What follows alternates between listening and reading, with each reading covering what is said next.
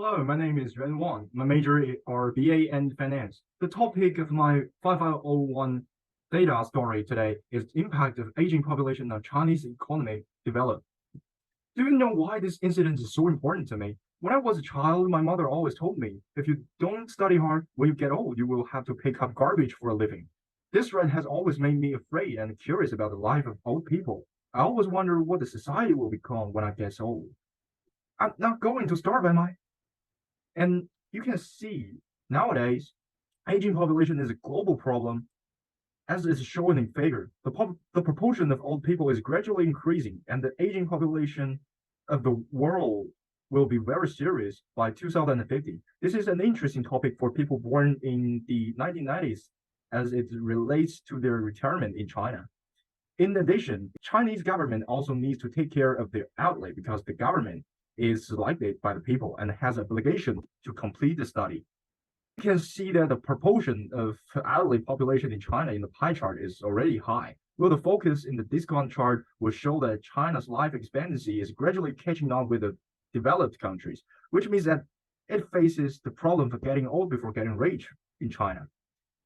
And observing China's aging ratio, total population and working age ratio will gradually decline, which is likely to make China's market lose stability and the volume advantage. The impact of aging on the economy is mainly reflected in the labor market and consumption. And a smaller proportion of working age workers will also means less taxes and a higher pension burden, which like a snowball.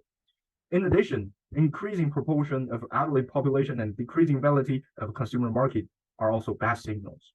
As the only country in the world to enter the super aging, Japan is very good reference for studying the impact of aging on China's economy. And the two countries have a similar in terms of population density and the culture. We can see that after Japan entered the aging society, economy has not been good. And look at the statistics of the Japan's GDP. Government expenditure has been increasing, public investment has been decreasing, and the overall consumption trend has been growing very slowly since the beginning of the 21st century. The impact of aging on the value of the consumer market is also reflected here. Then I imported the data studied by Sue's team into Python for visualization to make my view convincing. And their study showed that in figure, China's aging population will lead to a decrease in material welfare and consumption, and eventually to a decrease in GDP and labor supply in the future. However, someone may doubt that economic development in Australia as a country that has long entered the aging society is still very optimistic. And aging may not be a big problem for the economy as the pictures show. We'd like to argue that Australia has a lot of immigrants compared to China, and most of them are working age. So how to mitigate the impact of China's aging population on the economy?